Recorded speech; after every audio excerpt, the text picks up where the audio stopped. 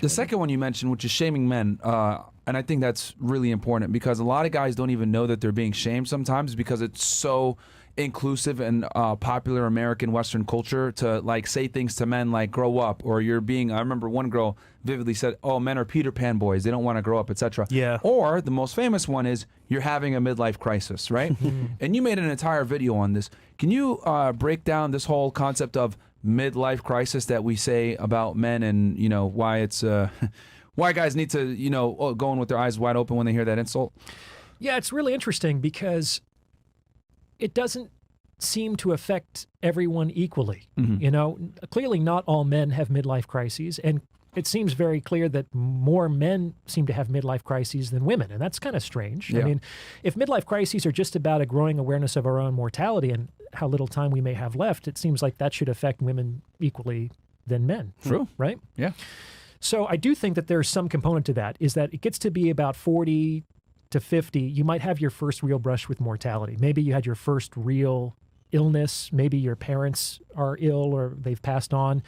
And you realize, wow, my grandparents are gone, my parents are gone. I'm actually next on the chopping block. Who knows how much time I have left? Yeah. And when people, I learned this when I worked with cancer patients for a couple of years, when people actually are facing not just an abstract idea of their own mortality, but a concrete manifestation of the time they have left, they get busy living as quickly as possible.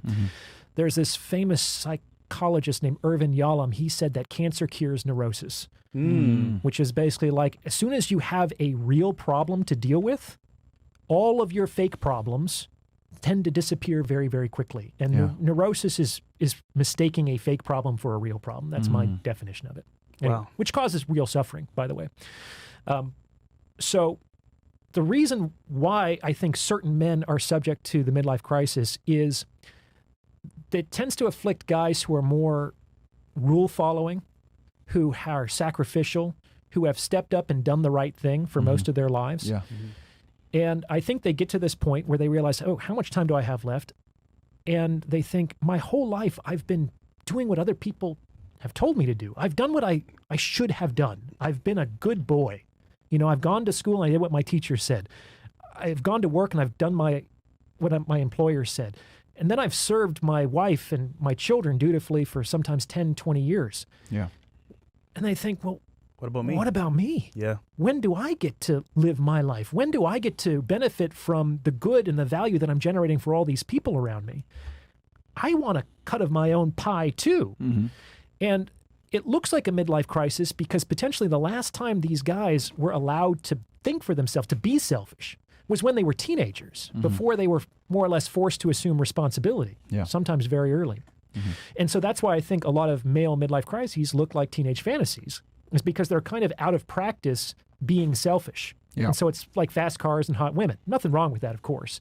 But one of the points that I made is that I think it's useful for guys to ask, what about me, sooner? Yes. Earlier in their lives. So it doesn't have to like explode in an orgy of adolescent, let's say, selfishness at 45. I think it's good to be selfish. Like, selfish is baked into the individual organism. It's connected to our survival instincts.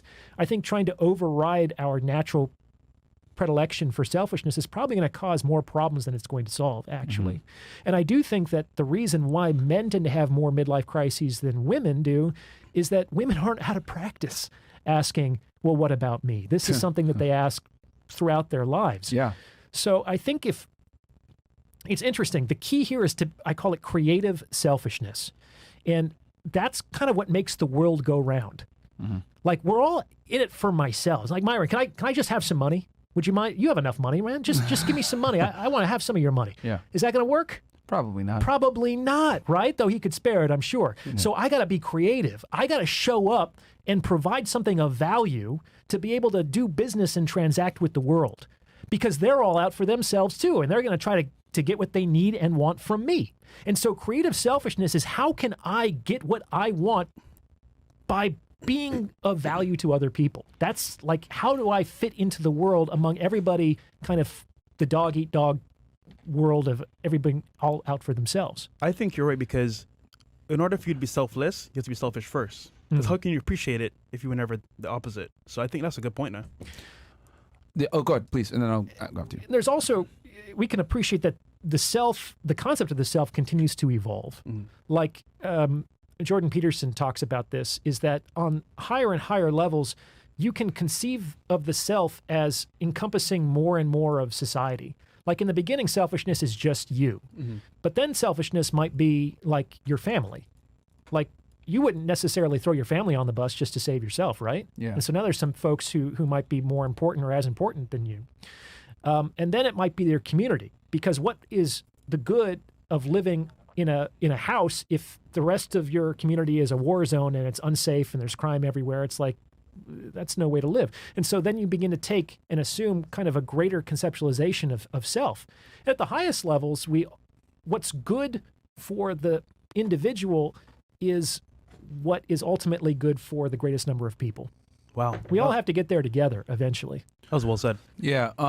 We're a long way off, but we all have add- to get there together. Add on to that midlife crisis thing, because I've seen women use this a lot, right? And they typically use it for guys that are kind of having some fun because you mentioned something earlier that like a lot of them end up where they're making a lot of sacrifice early on in their life to end up creating like a certain platform for themselves to be able to be successful in their 30s or 40s, etc. A lot of times they have to give up their 20s, and this is what I did, honestly, to be honest. Sure. And some girls tell me sometimes, oh, you're going through a midlife crisis, blah blah blah. And in my head, I'm like, I don't think it's a midlife crisis. I look at it like more along the lines of I'm finally realizing my worth and I have the ability to do things that I wanted to do that I wasn't able to do before. And it's always interesting because whenever women say, oh, you're going through a midlife crisis, 9 out of 10 times they're saying that, but they were the ones that had fun in their 20s. They were able to do certain things. They were able to experience certain things in life without necessarily having to sacrifice. Whereas the man, you can't experience these things unless you sacrifice. So if you tell an 18-year-old girl, 19-year-old girl, 20-year-old girl, whatever it is, hey, you should settle down and find a guy. They'll look at you like with 3 heads like, no, I'm not going to do that. I'm going to live my life, right? I'm going to do what I want to do. But if a woman asks a guy in his 30s or his 40s, hey, why aren't you going to settle down, blah, blah? No, I'm going to live my life and do what I want to do. And they're looking at him, oh, you're going through a midlife crisis.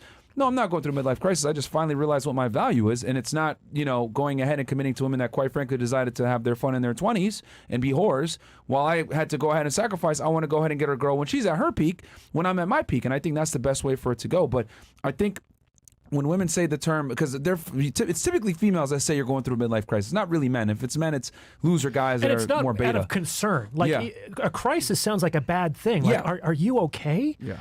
It's definitely a pejorative term. It's Yeah, like 100% it is. it's not actually concerned about Yeah. the person's mental health. It's a term to use. It's a pejorative term to shame them into growing up.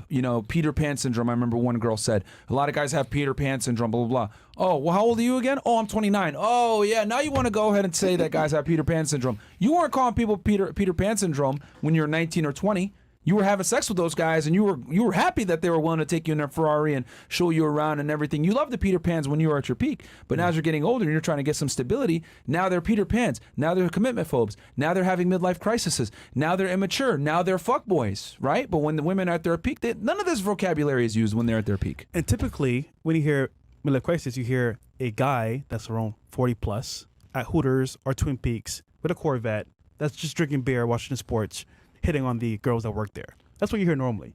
But on the other hand, women that call guys that, what are they doing? Shaming them to go back to their family and stay in order. So you're right, man. Very good point. It's just like the passport bros. They think that is a pathetic man. Yes.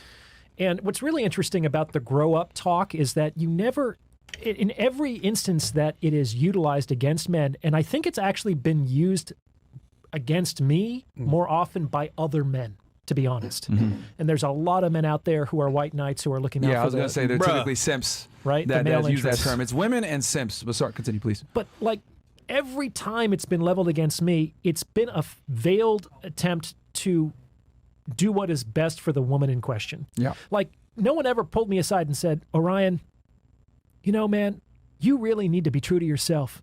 And you need to spend the time to figure out what it is that makes you happy and to chase that with reckless abandon. You need to man up and do that. Or you need to man up and start that business that you've been talking about for 10 years. You need to man up and leave that woman because you clearly don't have that genuine burning desire for her anymore. She's not good for you, man. Man up and just end it. You never hear talk like that. Yeah. It's always put the ring on her.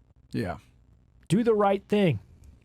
which is always do the right thing for the her. woman in question. Yeah. But they never say that to the women. They say do the right thing for you. Yeah. That's the biggest difference It's- whenever advice is dispensed to females versus men. It's only selfish if it doesn't benefit them. By the way, Twitch, come to YouTube and Rumble because we said too many times.